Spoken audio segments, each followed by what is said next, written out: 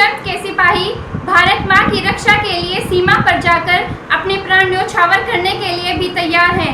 वंदे मातरम, वंदे मातरम, भारत माता की जय। आज चाइना, हिंदी चीनी, भाई भाई कहने वाला चीनी एक बार फिर दगा देकर हिंदुस्तान पर कब्जा जमाने का प्रयास किया। हिंदुस्तान के 20 जवान सीमा पर शहीद हुए हैं। सर्वप्रथम भारत माता के वीर सपूतों को श्रद्धांजलि, श्रद्धापूर्वक सम्मानपूर्वक श्रद्धांजलि।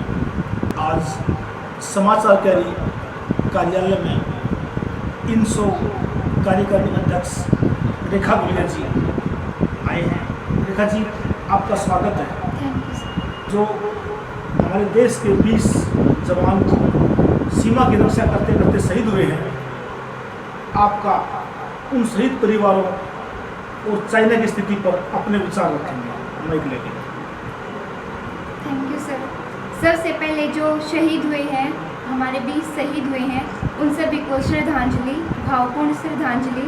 और उनके पूरे परिवार के साथ हमारी पूरी सहानुभूति है और हम आशा भी करते हैं कि सरकार उन्हें अच्छा मुआवजा देगी और उनके घर वालों को सरकारी नौकरी भी उपलब्ध कराएगी। इसके साथ साथ हिंदी चीनी भाई भाई कहने वाले चीन के द्वारा जो आघात भारत को दिया गया है, यह काफ़ी निराशाजनक स्थिति है। हम सेना के पास जाकर या वहाँ बॉर्डर पर जाकर लड़ाई तो नहीं लड़ सकते, लेकिन हम मानसिक रूप से उनका साथ दे सकते हैं।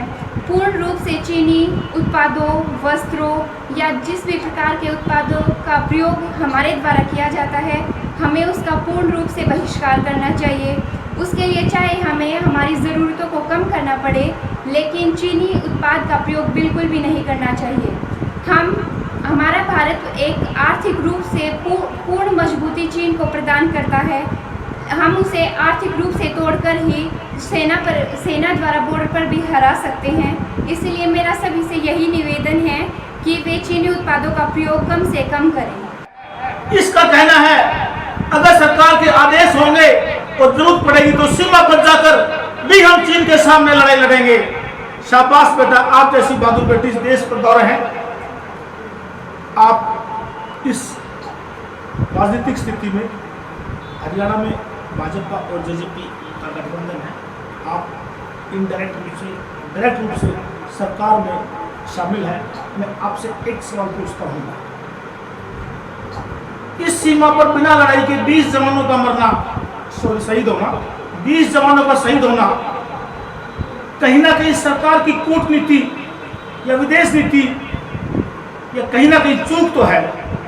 इस विषय में क्या कहना आपका? हाँ, ये बात मैं भी स्वीकार करती हूँ कि हमारे 20 जवान शहीद हुए हैं। इसमें सरकार की कहीं ना कहीं कूटनीति या चूक रही है, लेकिन हमें अपनी सरकार से पूरी आशा है कि वो कोई ना कोई कदम ऐसा ज़रूर उठाएगी जिससे चीनियों को उनके द्वारा किए गए आक्रमण का जवाब ज़रूर मिलेगा।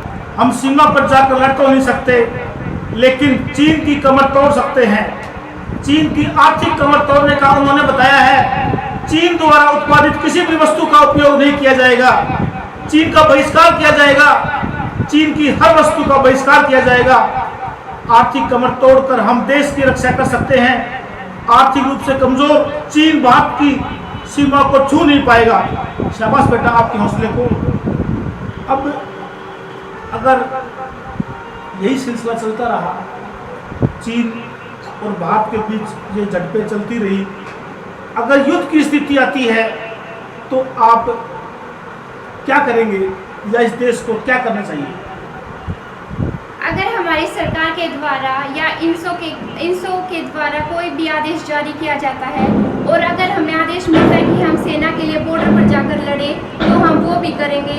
INSO के पूर्ण सभी सदस्य इतने समर्थ हैं कि वो सेना का साथ देने के लिए बॉर्डर पर भी जा सकते हैं। और केवल INSO ही नहीं, JJP के सदस्य और पूरे भारत के नागरिक इस बात के लिए सदा तैयार हैं कि वो चीन को हराने के लिए बॉर्डर पर जाएंगे। और सभी से यही निवेदन है कि वो भारत माता की आन बान शान के लिए सदैव तत्पर रहें। हम भारत के युवा देश की रक्षा के लिए, भारत माता की आन बान शान के लिए अपनी जान को देने के लिए भी तैयार है और दुश्मन की जान लेने के लिए भी तैयार है। हम इंसो के कार्यकर्ता और जज्बा का एक एक सदस्य अपने खून की एक एक कतार बहाने के लिए तैयार है।